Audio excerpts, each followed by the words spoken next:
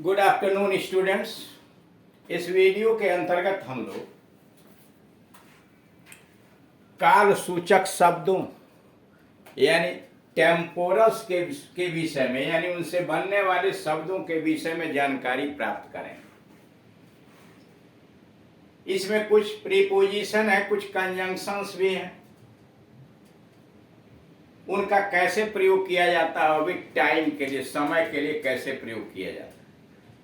आप जानते हैं कि अंग्रेजी के अंतर्गत विभिन्न प्रकार के विधाओं की आवश्यकता पड़ती है और अभी हम इंग्लिश स्पीकिंग की तरफ बढ़ रहे हैं, तो हमें हर चीज को जानना आवश्यक है ताकि समाज के अंतर्गत हमें हीनता का भाव महसूस न करना पड़े। तो इसीलिए प्रीपोजिशन से संबंधित बातों को भी जान लेना जरूरी है कि कौन प्रीपोजिशन कहाँ लगता है और उसका मतलब क्या होता है। जैसे इन है, विद इन है। आप जानते हैं कि इन का प्रयोग, मान लीजिए कहना he will come in a month, वह एक महीने में आएगा, इसका मतलब एंड ऑफ द मंथ यानी महीने के अंत में आएगा, 30वें दिन। He will come in a month. और जब कहा आपने he will come with in a month, he will come with in a month, तो इसका मतलब वह कि महीने के अंत और उसके पहले भी आ सकते हैं, यानी महीने में कभी भी आ सकता है। विद इन का मतलब यह हुआ दौरान उसके, यानी एक महीने के दौरान कभी भी आ सकता है। अब आइए यहाँ निश्चित समय के लिए, जैसे came on Monday, at with time के लिए एट नाइट, बिफोर पहले के लिए, आफ्टर बाद के लिए, from out to. He was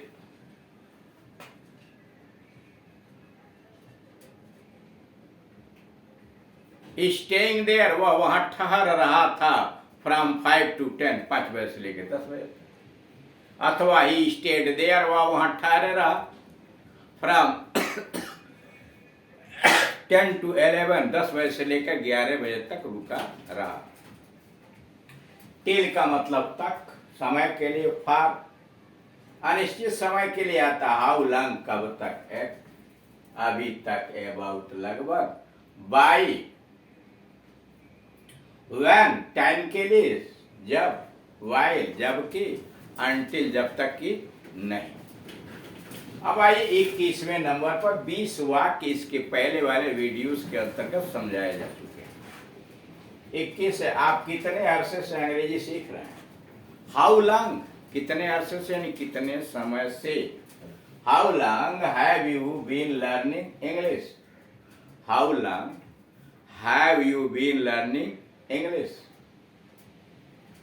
आप कब से अंग्रेजी सीख रहे हैं? How long have you been learning English?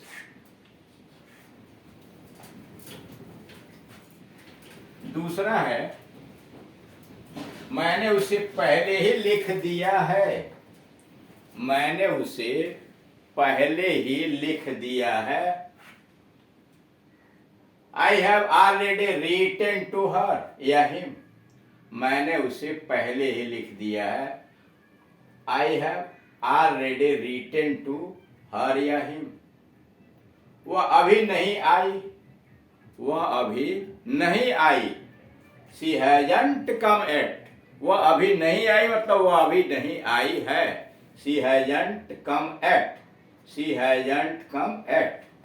सो शुरू होने वाला है, शो शुरू होने वाला है। The show is about to start, show शुरू होने वाला है। The show is about to start. मैं अपना काम अगले शुक्रवार तक समाप्त कर लूंगा। मैं अपना काम अगले शुक्रवार तक समाप्त कर लूंगा। I shall finish with my work, I shall finish with my work by next Friday, मैं अपना काम अगले शुक्रवार तक समाप्त कर लूंगा। I shall finish with my work by next Friday. वह अपना काम लगभग 4 घंटों में पूरा कर लेगा। वह अपना काम लगभग 4 घंटों में पूरा कर लेगा। He will finish his work, he will finish his work in about 4 hours, वो अपना काम लगभग 4 घंटों में पूरा कर लेगा। He will finish with his work in about 4 hours. मैं वहां 3 बजे पहुंचा। मैं वहां लगभग 3 बजे पहुंचा। सॉरी, मैं वहां लगभग 3 बजे पहुंचा। I reach there around 3 o'clock, लगभग अराउंड। मैं वहां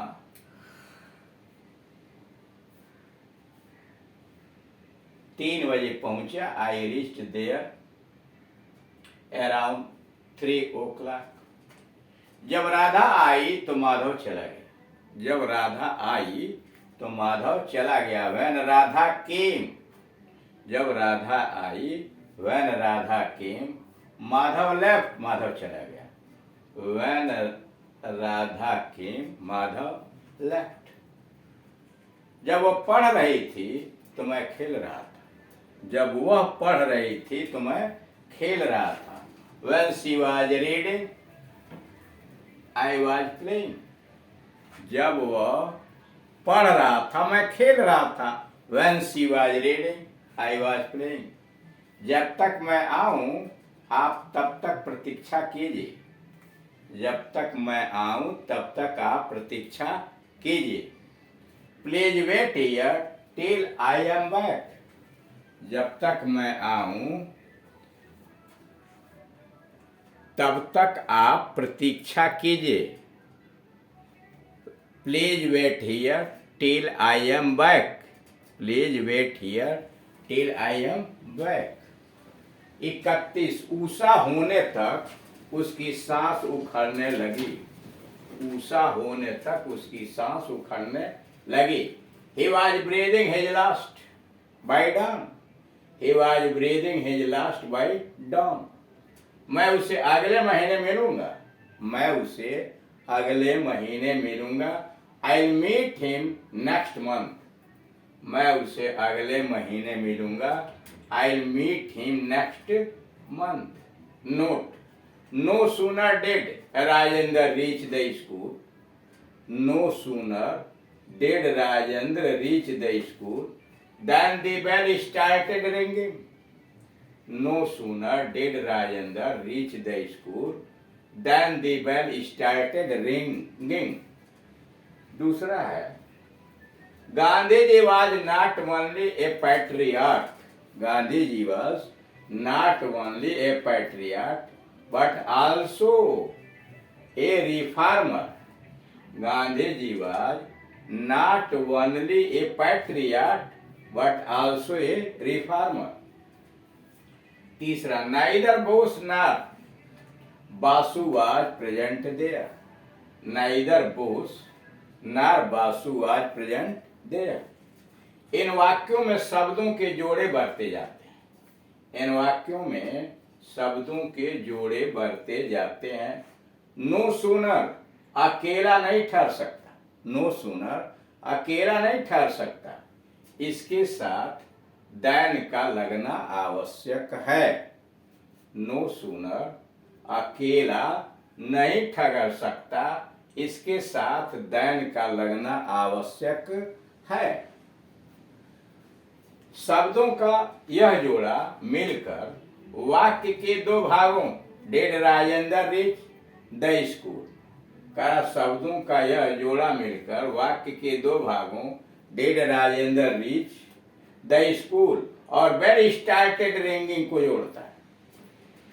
का शब्दों का यह जोड़ा वाक्य में जो 2 भाग हैं, dead Rajendra reach the school और बेल स्टार्टेड रिंगिंग को जोड़ता है। इसलिए ऐसे जुड़वा शब्दों को से कोरिलेटिव, ऐसे जुड़वा शब्दों को कोरिलेटिव या कोरिलेटिव कंजंक्शन, पूरक संयोजक कहते हैं।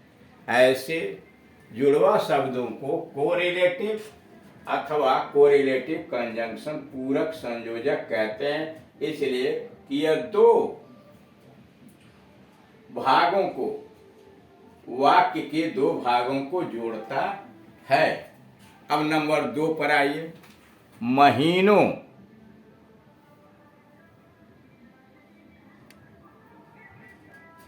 महीनों के नाम के साथ इन, वारों के नाम के साथ आन, समय बताते समय एट का प्रयोग होता है। जैसे in March on Monday at 6 AM, यानी महीनों का नाम होगा तो इन लगाएंगे, संडे मंडे होगा तो ऑन लगाएंगे, और टाइम बताना होगा तो एट लगाएंगे। जैसे in March on Monday at 6 AM। इसी प्रकार मॉर्निंग और इवनिंग के पहले इन लगाएंगे, और नाइट और नून के पहले एट लगाएंगे।